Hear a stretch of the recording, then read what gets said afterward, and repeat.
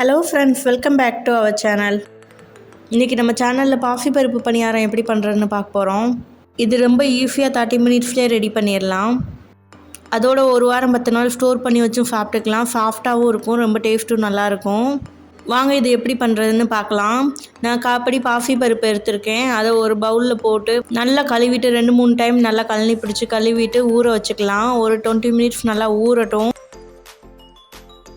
முங்குற அளவை விட கொஞ்சம் கூட தண்ணி ஊற்றிக்கலாம். இது டபுள் மடங்காக வரும். 15 மினிட்ஸ்லேருந்து 20 மினிட்ஸ் மட்டும் ஊறினா போதும். ரொம்ப நேரம் ஊற வச்சிடக்கூடாது. இந்த இடத்துல தான் நம்ம கவனமாக பார்க்கணும். இப்போ பாருங்கள், 20 மினிட்ஸ் ஆகிருக்கு, டபுள் மடங்காக வந்திருக்கு. இந்த ஸ்டேஜில் நம்ம இதை வடிகட்டிடலாம். கொஞ்சம் கூட தண்ணி இருக்கக்கூடாது, எல்லாத்தையுமே நல்லா வடிகட்டிடணும்.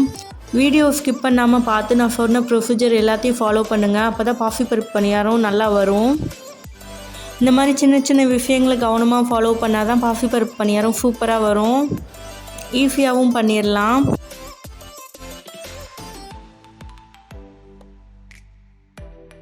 இப்போ பாருங்கள், பாசி பருப்பை வடிகட்டியாச்சு. ஒரு 5 மினிட்ஸ் மட்டும் இருக்கட்டும். தண்ணிலாம் நல்லா வடிஞ்சிரும்.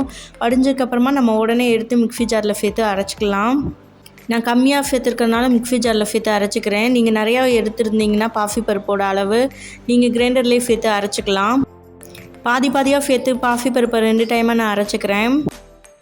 இப்போ பாருங்கள், பாசி பருப்பு பாதியை சேர்த்துருக்கேன். இதை அரைக்கலாம். குறைப்பாக அரைக்கணும். தண்ணி எதுவுமே சுத்தமாக சேர்த்துடக்கூடாது. இப்போ பாருங்கள், பாசி பருப்பை குறைப்பாக அரைச்சாச்சு. இந்த ஸ்டேஜில் நம்ம கற்கண்டு சேர்க்க போகிறோம். எந்த கப்பில் பாசி பருப்பு எடுத்துக்கிறோமோ அந்த கப்லேயே 3/4 கப் அளவு நம்ம சுகரோ இல்லை கற்கண்டோ எதுனாலும் சேர்த்துக்கலாம். அந்த இனிப்பு போதுமானதாக இருக்கும்.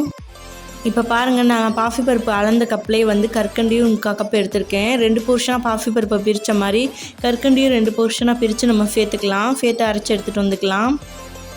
இதையும் ரொம்ப அரைச்சிடக்கூடாது. போட்ட உடனே டக்குன்னு கலந்ததுக்கப்புறமா இறக்கிடணும். இல்லைன்னா ரொம்ப அரைச்சிட்டோன்னா நைஸாக ஆயிரும். அதோட இலக்கம் வேறு கொடுத்துரும். இப்போ நான் 2 டைமும் பாசி பருப்பை அரைச்சி எடுத்துகிட்டு வந்துட்டேன். இதுக்கப்புறமா நம்ம முந்திரி பருப்பு சேர்த்துக்கலாம். உங்களுக்கு எந்த அளவு முந்திரி பருப்பு வேணுமோ அந்த அளவு சேர்த்துக்கலாம். நான் பொடியாக கட் பண்ணி சேர்த்துருக்கேன். ஒரு பவுல் சேர்த்துருக்கேன். அது கூடவே ஏலக்காய் தூள் 1 ஸ்பூன் சேர்த்துருக்கேன். சேர்த்து நல்லா எல்லாத்தையும் கலந்து விட்டுக்கலாம்.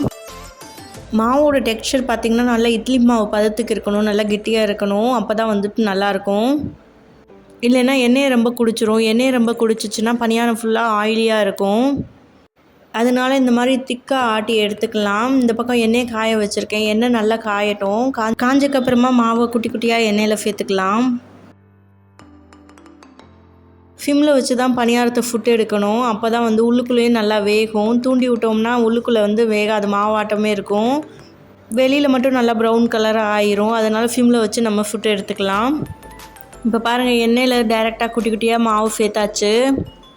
ஒரு 2 மினிட்ஸ்க்கு அப்புறம் இன்னொரு பக்கமும் நம்ம திருப்பி விட்டு எடுத்துக்கலாம். இது சீக்கிரமாகவே வெந்துடும்.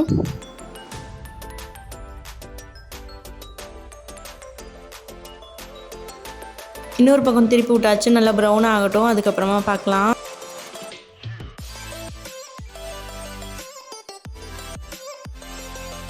இப்போ பாருங்கள், பாசி பருப்பு பணியாரம் எல்லா பக்கமும் நல்லா வெந்துருச்சு. நல்லா கலர் சேஞ்ச் ஆகிருக்கு. இந்த மாதிரி கலர் சேஞ்ச் ஆகணும். அதோட ஆயிலோட ஓஃபையும் அடங்கணும். அப்போ தான் நல்லா வெந்திருக்குன்னு அர்த்தம். இப்போ நம்ம பணியாரத்தை எல்லாத்தையும் எடுத்துடலாம், இல்லைன்னா கருகிரும். அப்படியே அடுத்தடுத்த பேட்சும் இதே மாதிரி நம்ம ஃபுட்டு எடுத்துக்கலாம்.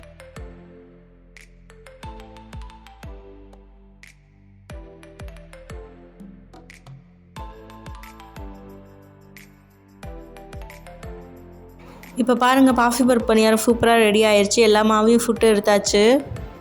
இது தண்ணி இல்லை ஈரக்கை எதுவும் படாமல் நீங்கள் கரண்டி வச்சு எடுத்திங்கன்னா ஒரு வாரம் 10 நாளைக்கு சூப்பராக இருக்கும். அப்படியே சாஃப்டாகவே இருக்கும். லைட் ஸ்வீட்டாக முந்திரி பருப்பு வேறு அங்கங்கே இருக்கிறது நல்லா க்ரன்ச்சியாக நல்லாயிருக்கும் டேஸ்ட்டு. ஃபெஸ்டிவல் டைமில் எந்த பலகாரமும் செய்ய டைம் இல்லைன்னா கூட இதை ஈஸியாக செஞ்சிடலாம். நான் சொன்ன முறைகளை ஃபாலோ பண்ணி நீங்களும் ட்ரை பண்ணி பாருங்கள். தேங்க்ஸ் ஃபார் வாட்சிங்.